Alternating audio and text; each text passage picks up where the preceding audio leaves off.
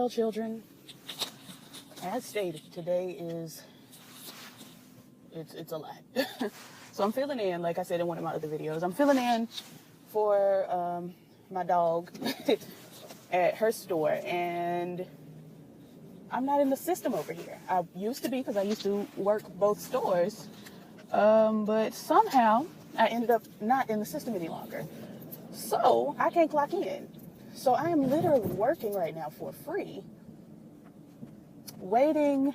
I had to call my district manager. She had to tell me to call my home store, have my manager transfer me over in the system to this store. And when I get back, I'm at the bank right now. When I get back from the bank, I'm gonna have to call customer service and have them like put me in the system over here, which doesn't make sense because I was already in the system over here. I don't understand how or why I was removed, especially when like the manager is my friend and she asked me like to fill in. I figured that I was in the system when she asked me, so I don't know. But today is very odd. It is an odd day. I already have to be over here until 12:30 and then rush over to my other store to be there at 12:45 and then be there until 8:15 in the PM. And I'm just not in the mood. But I am going to be taking a long lunch. And I'm going to take a nap. Hold on. I'm cold and tired. Cold and tired, ready to go home. Don't feel like doing this 12-hour day. It really sucks being dependable. I don't know if undependable people realize how aggravating it truly is to be the one that everybody counts on. I don't have the time. I've been responsible for my full entire life, and it is draining. It is truly draining to be, the one that, like, at 12 years old, everybody is like, okay, yeah, you can watch my baby. Girl, I don't want to watch your baby. I don't want to. And that's just simply that on that.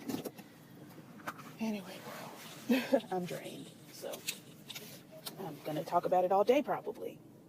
That's that. Not only am I drained, my coworker is drained, the girl that I'm coming in to help out today, because she was going to leave until I had to leave at 12:30, because she's got to be at work all day as well. But now she can't leave because I can't clock in, which means I can't check nobody out. So we both stuck. We are both stuck. Anyway, who cares? All right, peoples, I am journeying actually to the gas station because I really, really need to do that. But I will be going, come on now. I'm not worried about you and your cigarette. I'm trying to get out of here. I will be going to the gas station and then to work again. From work to work.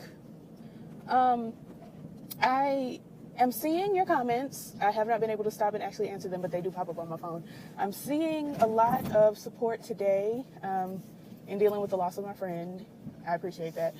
Okay, girl, need some advice as far as, because like I told y'all, my sister lost her boyfriend and it's been very, very difficult, obviously.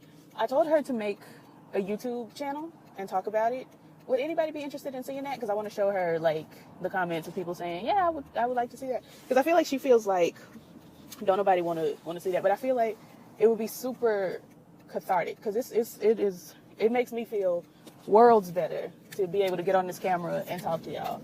And now that I'm starting to get some talk back, I feel better. So if y'all would be interested in seeing my sister talk about what she's going through, her life and all of that, comment that down below. Because I think it would really help her. And I told her, even if you don't post the videos, just make the videos, because talking about it does make you feel better.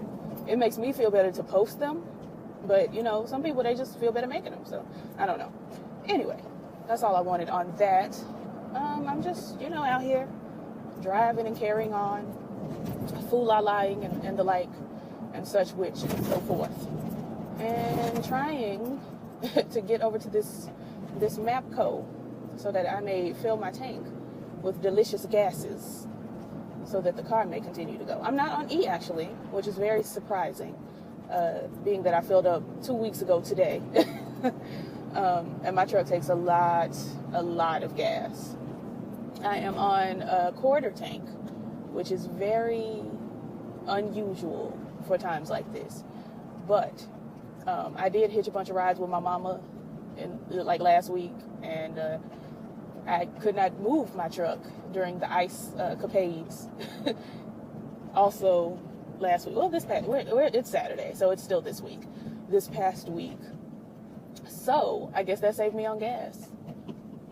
I hope it snows every week for the next like 5 years, if that's the case, and I could just call in and be like, "Oh, girl, can't move, sorry," and then save like an eighth of gas, because it literally takes me like in about, depending on what all I'm doing, usually I'd run through an eighth of gas in a day. So you can imagine how much I'm spending on gases for the vehicle. It's not cool. Mama's pulling out in front of me. Why? What's the point? Because now I got to go around you, and that you pulled out in front of me to get back in the lane you were in the first place.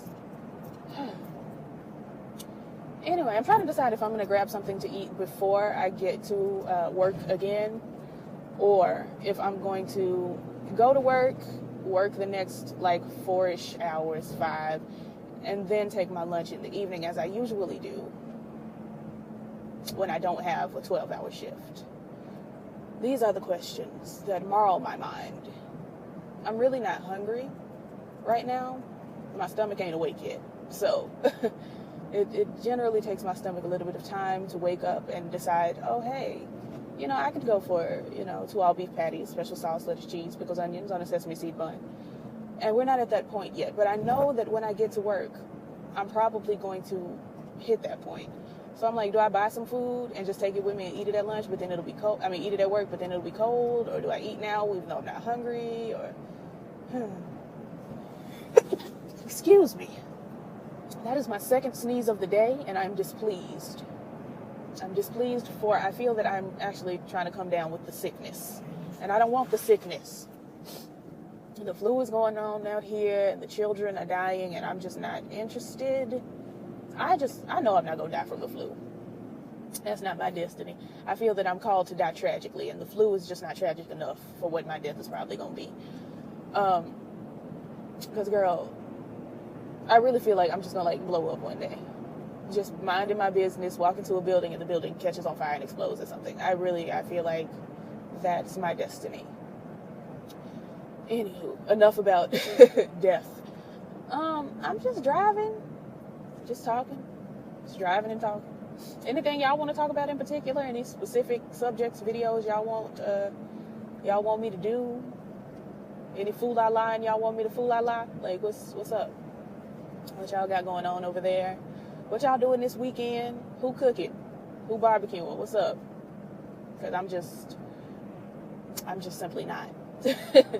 When I get off work this evening, I may, and it's a strong may, and it's a big strong may not, do something to my hair, because I really feel like that's an activity for on tomorrow.